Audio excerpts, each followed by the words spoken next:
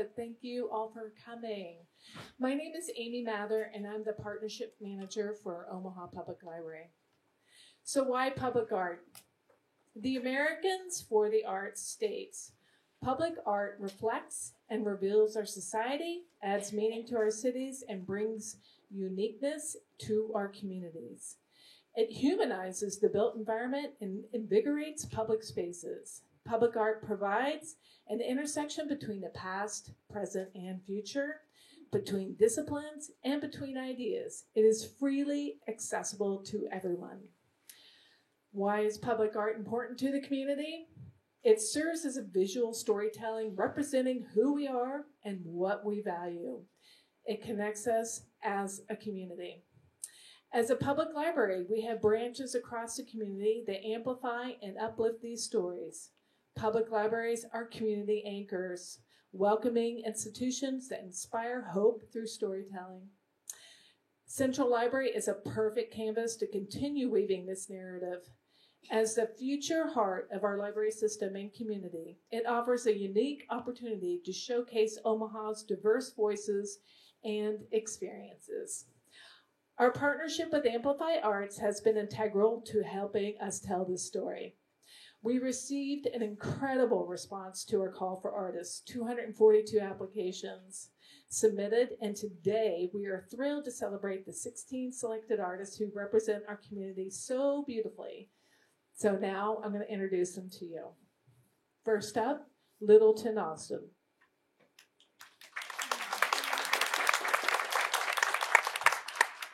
Littleton maintains a sculpture studio in Omaha. He's a professor of sculpture at Creighton University.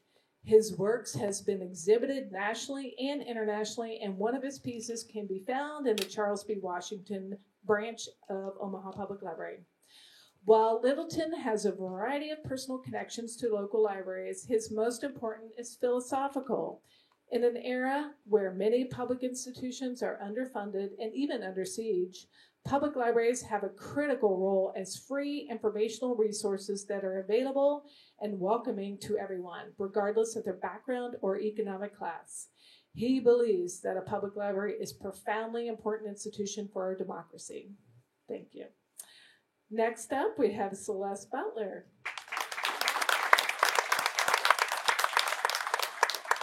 Celeste is a first-generation native of Omaha and a fiber and textile artist, quiltologist, and storyteller whose family migrated north in the 1940s. Her work is devoted to preserving the voices of American history that are often silenced, overwritten, or erased.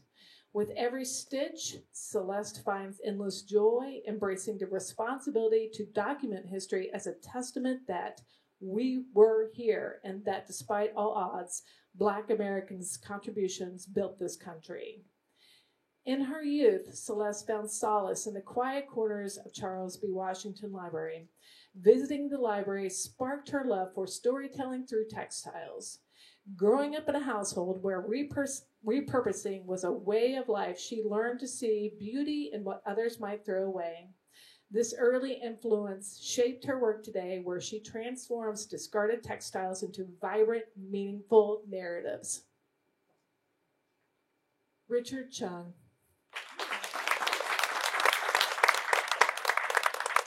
Richard is the ceramicist drawn to the human figure because of its familiarity and accessibility. With clay being an immediate and responsive medium, he rides the line between the representative and the expressive. Above all, the challenge is to turn a lifeless material into something that expresses or captures emotion and gesture.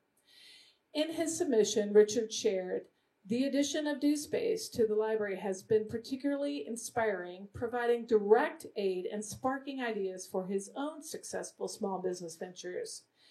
Drawing from the vibrant energy of these communal hubs, being around others seeking progress fuels his ambition and transforms the learning process into an adventure."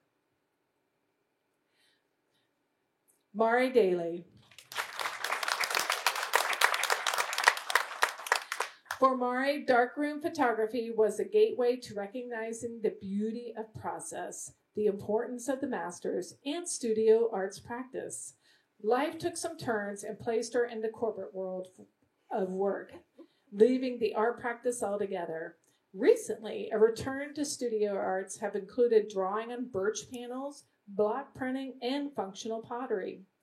Mari believes both the linear and global thinker can find what fits their style of learning in a library and finds libraries to be excellent sources of information and referral, as well as precious human eye contact and dialogue. The library is her favorite place to get acclimated in a new place. Dana Damewood. Dana is an artist and photographer based in Omaha, working both film and digital mediums. Dana is passionate about exploring the unique qualities of people and places. As an artist, Dana is drawn to exploring concepts and ideas of what makes people and places unique. Through her work, she hopes to inspire the viewer to discover what makes us different, yet still the same. Dana shared that this project will be very personal for her. Growing up in a small town with a single mother of very little means, she was never exposed to art or culture. She had a desire to find an outlet for her creativity and found herself at the library often, exploring the world outside the confines of small town life. Linda Garcia. Linda's art involves research into symbolism, indigenous tradition, and the use of materials and methods which are interpreted into contemporary forms of expressions. The art of papel picado, Mexican paper cutting, is one of the examples of the art she pursues, as well as creating sculptures with paper mache, wire, and found objects to form nichos, decorative boxes. Linda has an extensive history with and connection to OPL, notably as the children's librarian for nearly 30 years, serving at Florence, Benson, and South Omaha.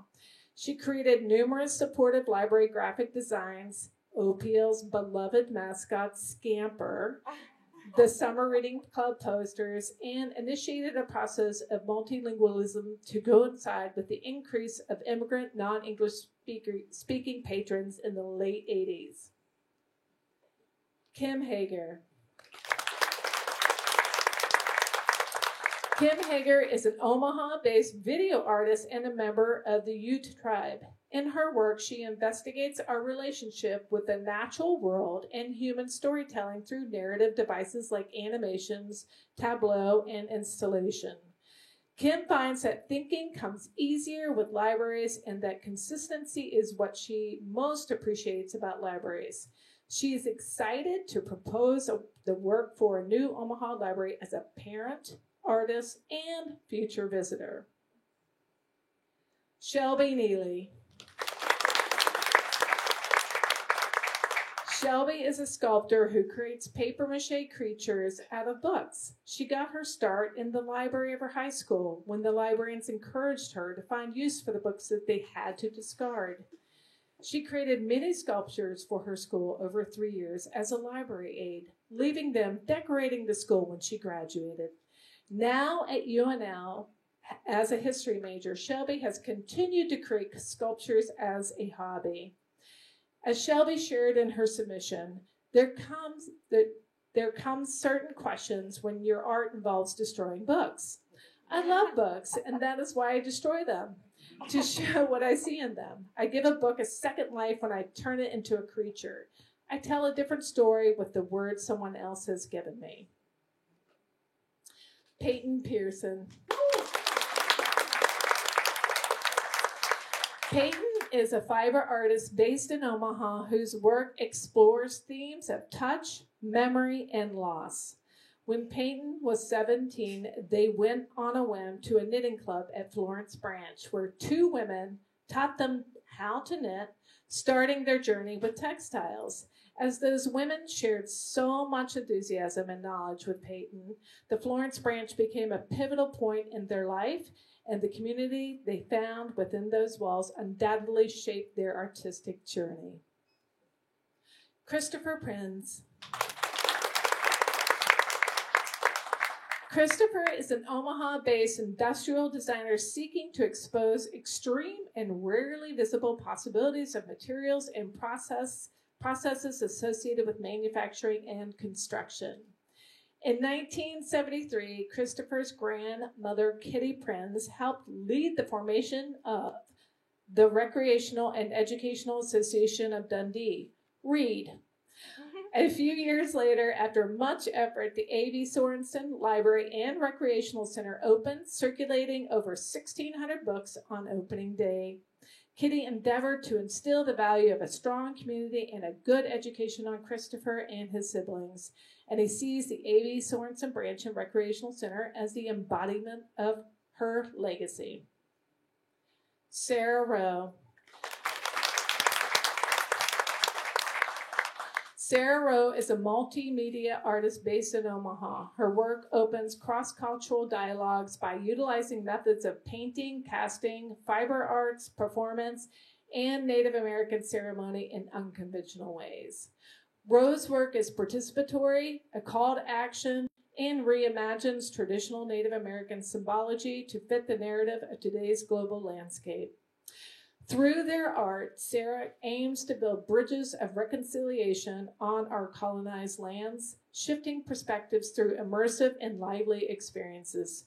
Celebrating Indigenous resilience and fighting against the lack of representation and harmful stereotypes is a major motivator to continue their work. Lee Running.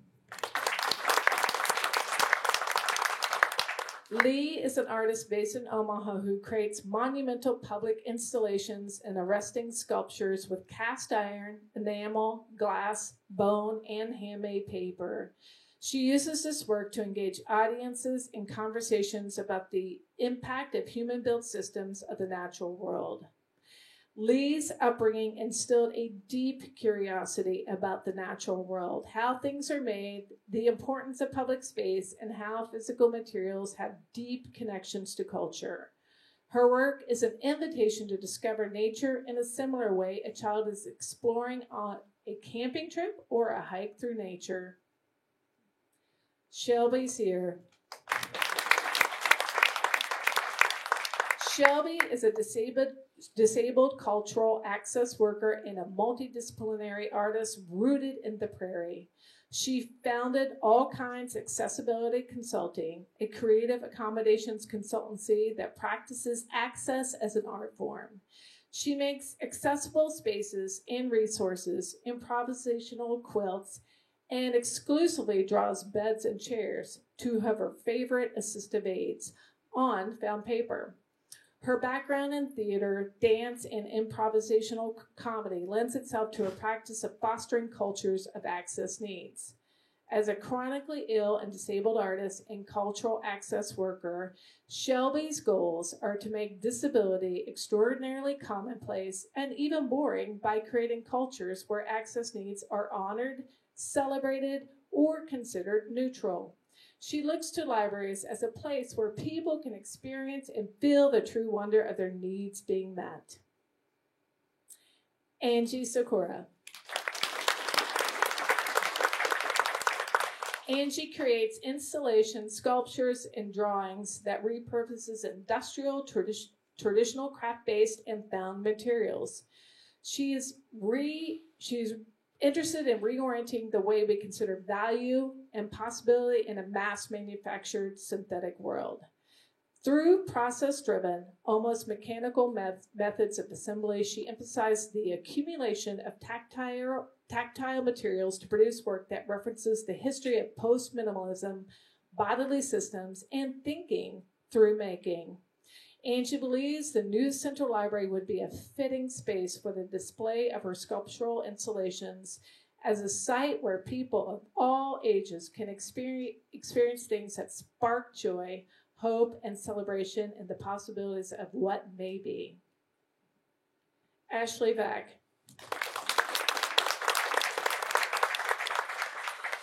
Ashley, a native of Omaha, discovered her passion for art and design early on, drawing inspiration from her father's precision as a map maker for the city of Omaha and her mother's creative skills.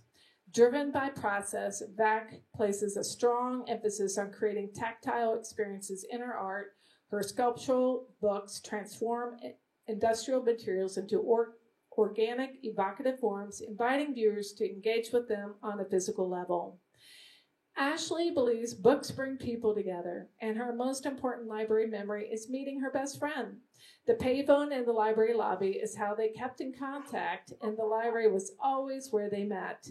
They're friends to this day, and Ashley likes to think that Willa Cather Branch had something to do with that. Cindy Weil. Cindy is a fiber artist based out of Omaha and New York. Characterized by keen interest in the materials and the history of wool and its use of exploration of liminality. Liminality is a state of transition where boundaries blur and the familiar dissolves into the unknown. It is here that she thinks life's most profound transformation occurs. The process of turning raw wool into a solid form is chaotic, unpredictable, and intimately linked to her work. Change is hard, and transformation is humbling. Sometimes just letting go can lead to profound places.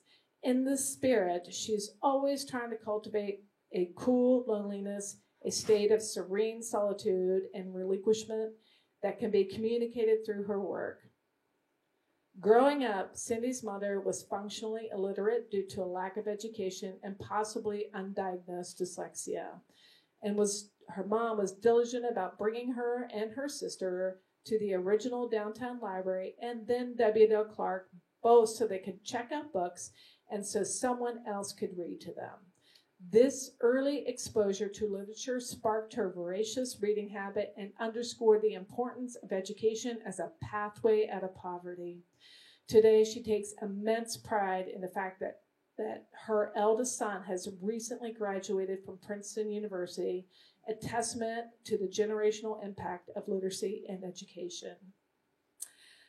We are excited to hear more from three of our artists today. We're going to have a panel, and we're going to quickly get our chairs up here. And I'm joined by my co-moderator, Peter Fankhauser. It's Peter. There you are. And we'll kick this off. Here we go. Okay, so I know we gave a little introduction to everybody, but I would just love to hear whatever else you would like to share with everybody here today. And I'm so excited to have you all here. Peyton? Yeah, hi, I'm Peyton Pearson. I am a fiber artist based here in Omaha. I focus primarily in weaving and dyeing, although I do kind of like to get my hands on any sort of thing textiles related. Hi, I'm Cindy Weil. What else do I want to share? I would say I came back to Omaha a few years ago, and it's such a great pleasure and honor to not only be back and be hanging out with my friends and family again, but also to be invited to participate in this project is a huge honor for me, and I thank you so much. Hello. Okay. Hi. My name is Rich Chung. I am a ceramic artist. Grew up in California, moved to Omaha in 2001 to work for Jin Kaneko. I'm going off the email I got. Let's see. I got it memorized. And then a fun fact, I guess, that I think we're supposed to share, but we have a lot of, probably, if we can keep this in the room, probably too many cats. So, and a lot of TNR rescue. We have a colony license. I'm allergic to cats too, so your body can adapt. Humans can adapt to a lot of things. So, anyways, fun fact. Okay. Thanks for sharing all that. We appreciate it. Just one quick question, maybe to kick off this discussion. We are so happy that you're all here to join us. Part of this discussion is going to involve getting to know you a little better, but also talking about public art and public spaces like libraries and what that means. So maybe to get started, would you all mind talking a little bit more about what attracted you to this project, why you decided to apply, and maybe also how your background, your work, your experiences has been informed by library spaces or connects to library spaces in one way or another? It's like two questions. Okay, so when I saw the call, it's my first public installation that I actually applied for. Maybe 2 years ago, if I saw the opportunity, I wouldn't have applied. But recently, I had some kind of career milestones. Maybe I grew up a little bit more, and I applied. And I just thought it was time to take a chance. You can't. I feel like you have to be a little bit uncomfortable to really. If you're uncomfortable, you're in the right place to kind of learn and make progress. But when I saw the opportunity, I thought, I've been in Omaha for over 20 years, moving out here to work with June, and I thought it'd just be a nice thing for me to at least try to get. We got to at least start swinging the bat a little bit harder to be a part of the library, which is going to be an institution that sticks around for a long time, and it's a great kind of hub of learning and knowledge and community. And so to be a part of that is a great honor. And what was the second question? Sorry. Can you talk a little bit about how your background has informed or your relationship to the library? Oh, right, yeah. And so the library, over the I was trying to think my first memory of the library, and I think I narrowed it down. It might be a dream, but I think this actually happened. In Oakland, California, where I grew up, I remember going to the main branch of the library, and it's a huge, modern architecture building, tall ceilings, and my parents are very supportive of education. You got to read books, all this, all the good things to better yourself. But I remember walking the library and thinking, this is kind of for me. It's for us, but I go in there and like my relationship. Well, this is for me. I can look up anything I want, and so that's really exciting, and that's just, I think, part of my personality, part of the way I was raised, where I'm like to consider myself a lifelong learner. And so the library, it's just a setting where the people in there with you are also there to learn something and get better at something, or explore something. So it's just the energy that there's a certain understanding of the building itself, the employees, the attendees, that you're kind of on the same track of making yourself a little bit better somehow. So that was kind of why it's such a great thing. And I don't want to answer question number 3. So thank you. So you mentioned that when I was growing up, my mom wasn't really capable of reading to us, and so going to the library to be read to was an important part of our childhood. So of course that deeply connects me to the library.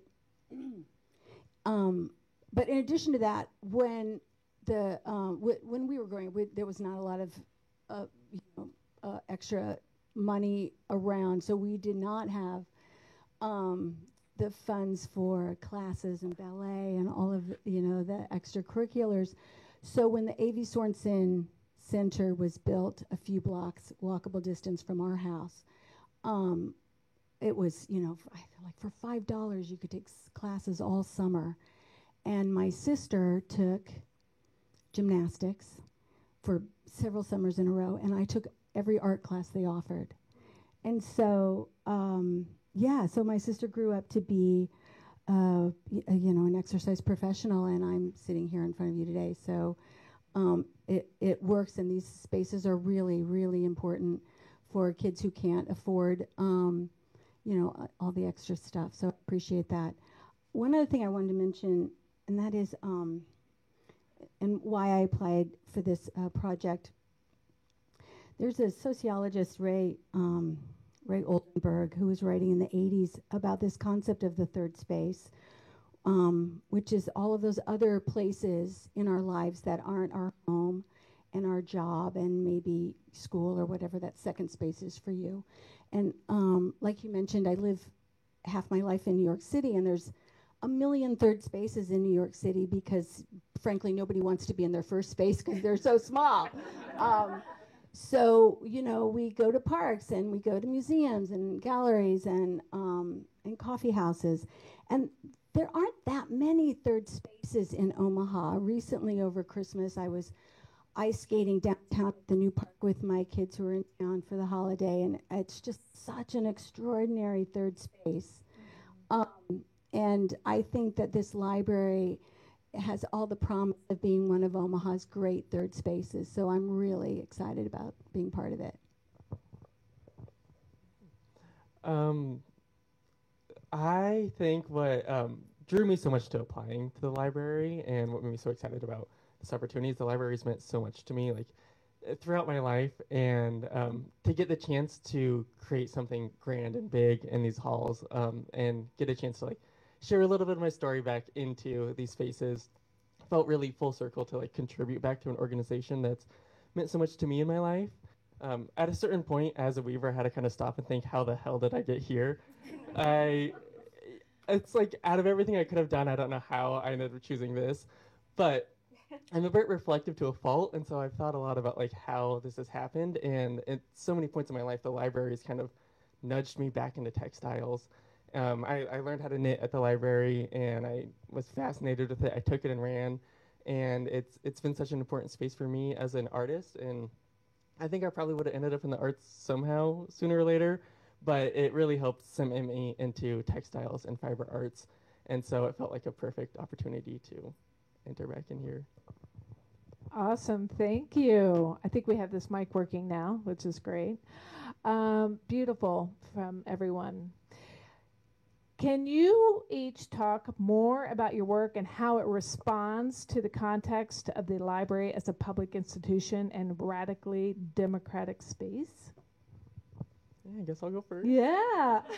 A lot of my work focuses on community and support and what that support looks like for one another, or what that lack of support might even look like.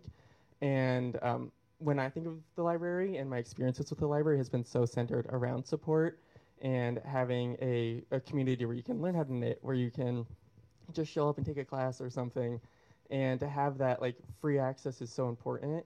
And so it felt like a very easy jump to go from what I naturally do. I make a lot of work about like touch and support in one way or another, and applying that to the libraries felt like a pretty easy fit there. So I'm not sure if I know for certain the work I'm doing for the library is not this kind of democratic work that I've done in the past, but I'll describe that former project, which is this. In 2019, actually 2018-19, I spearheaded and created this massive work of crowdsourced art called the Immigrant Yarn Project in San Francisco in partnership with the National Park Service and the International Rescue Committee.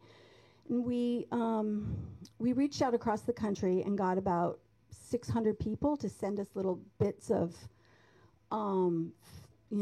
fiber art, crocheted, knitted, printed, painted, and then we took all of those pieces and sewed them into about 100 totems that we then displayed at the Fort Point National Historic Site, which is on National Park Service property in San Francisco.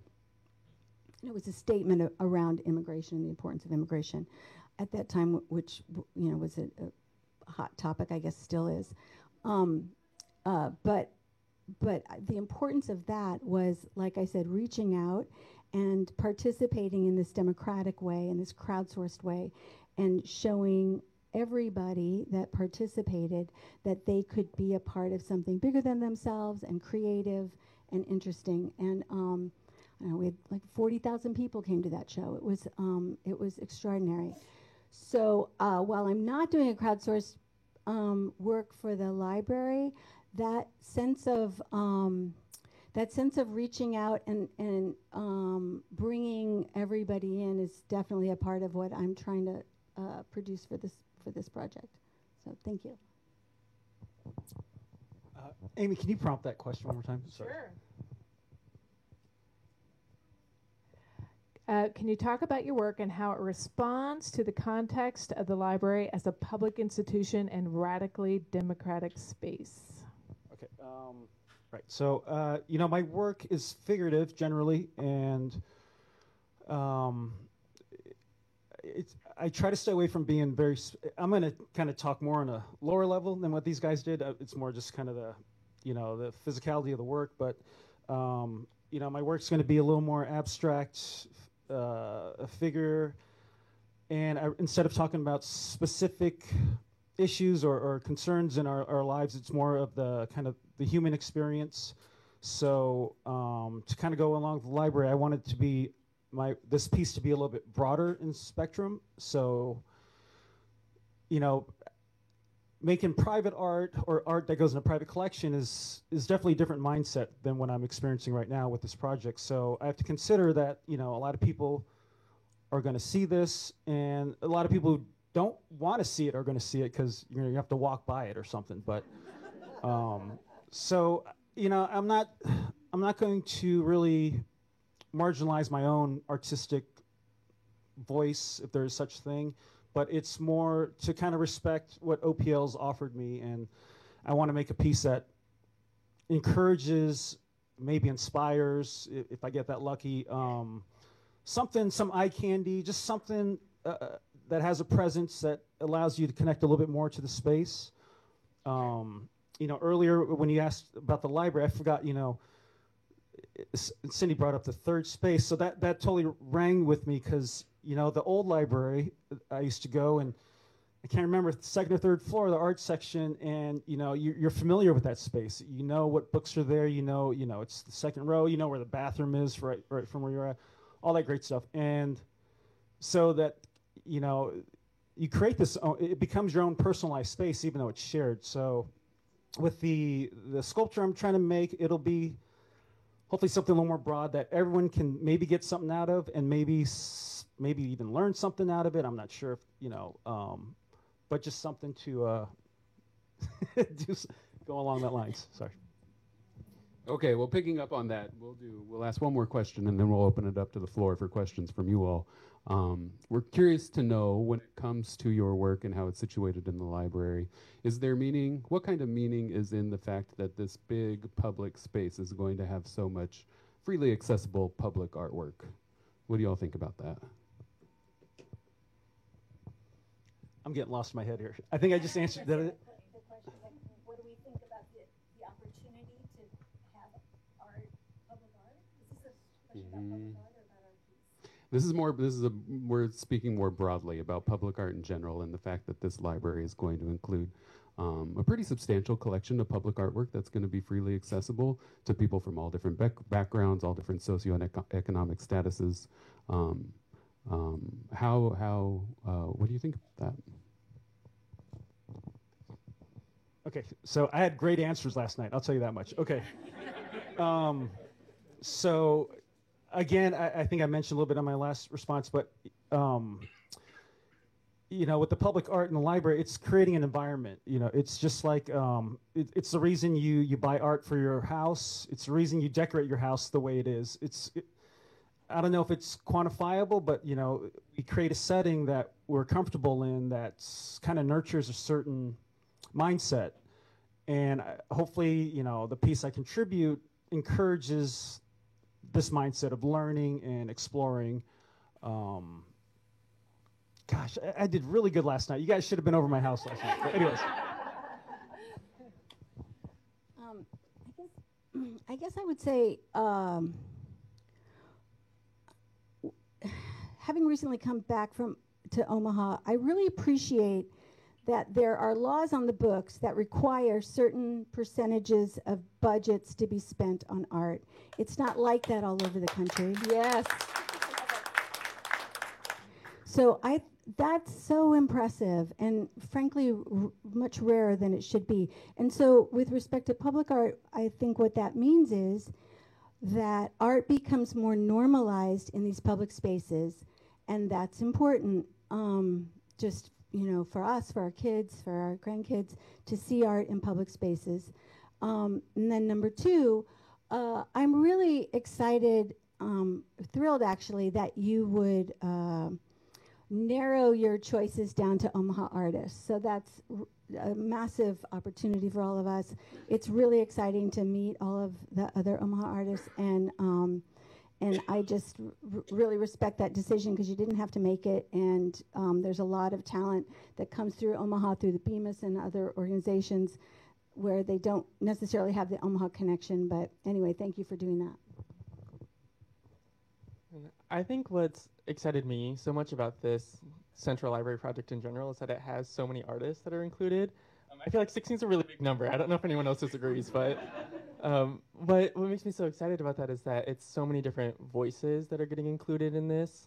So many different people having their own point of view in the space, and I think that what that really does in a public space is it allows so many different angles for people to experience the art in a space like this. You come in and some person might look at my art and think nothing of it and move by, but find someone else's and find a really big connection in that. And I think that's what's part of makes this like public art so important, and creates a space that allows so many more people to belong here. And I love that. I love it too. Thank you so much, every one of you. It's been a thrill. Yeah. And we're going to open it up for questions from you all if you have them. And I will run the mic over. Questions? All right. I don't know if there's any of the designers of the building in the room, but I'm curious as to whether, as far as as the building was being built and thought out from an interior perspective, have there been locations specifically identified for art and for your project specifically? And would those spaces have the necessary infrastructure like lighting or lack of a big air thing or the right UV protection or whatever? Has that been sort of or is the art going in and then trying to adapt to the space? So early on in the process, those of us that were chosen were all brought to the library, given hard hats, and walked through this space, kind of pre-sheetrock, and pointed out where each of our pieces would go. So we all know what we're creating for. And to answer your question, yes, I think they knew exactly what they were doing from day one in terms of lighting, infrastructure for installation, all of that stuff. So I think the answer is yes, they knew from the beginning. I think that was part of the design. But I don't think that, is Nancy here or any? Well, I give that answer a round of applause. That was probably the first time I've ever heard that happen in Omaha. I mean, that's what it feels like, isn't it? Yeah. Yeah, well, speaking for myself, the space I'm working with, they told me the area, and it's kind of open-ended. They said, do you want to go on this side? Do you want to go on that side? And we'll figure out, the landing, the plinth there, or whatever, the lighting. So I feel like the area they've given me, we're kind of not starting from scratch, but they're definitely open to me to change a little bit of their original design plans. So we might be moving a little piece of garden around, and so I can fit a piece. And so I'm getting some of that custom, treatment. So which is really great. Other questions? I have a loud voice too. Oh, so I love that. What advice would you give to young artists who are interested in making art their career?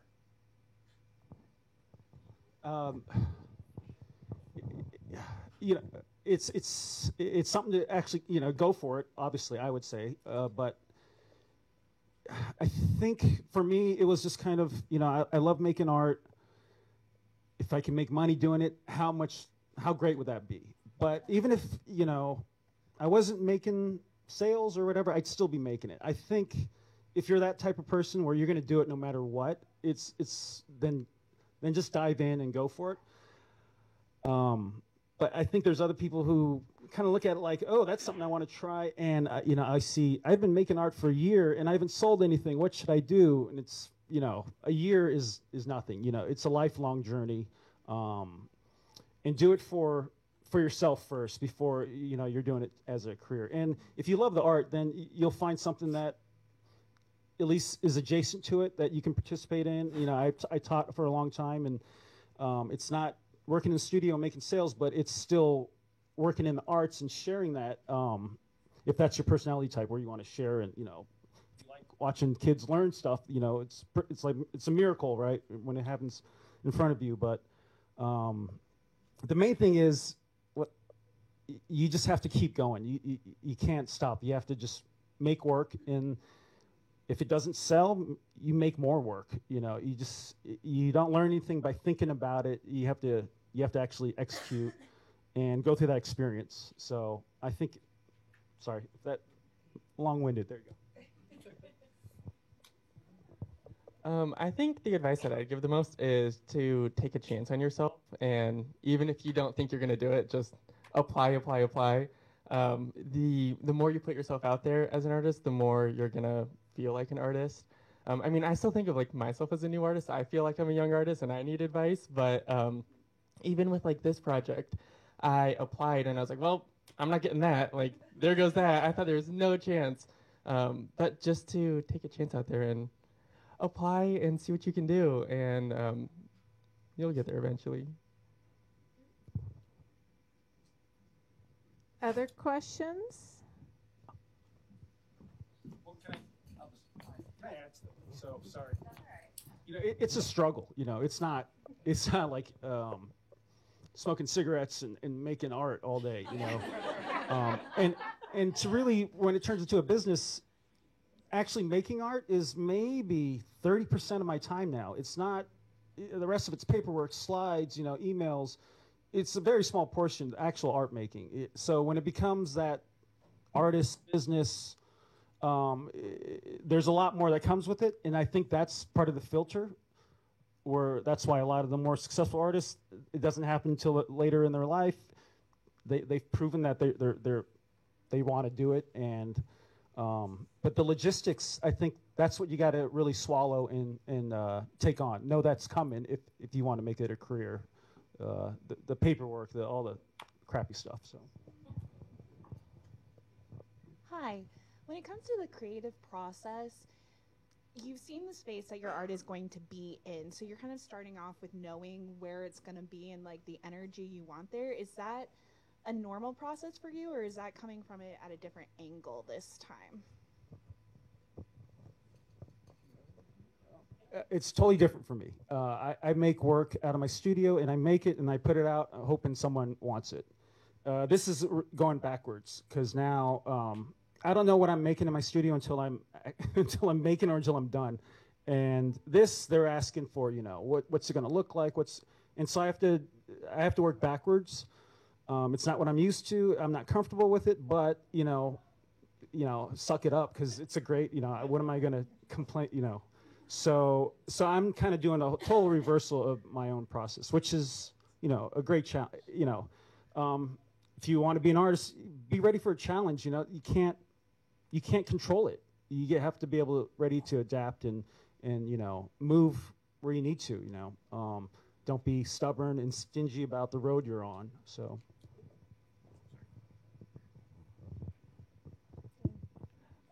I think I agree with that completely. It's something I've never done, is to create something so like site specific, and it's its whole own challenge. But I think it's kind of exciting to get to really like have a conversation with the building in a sense.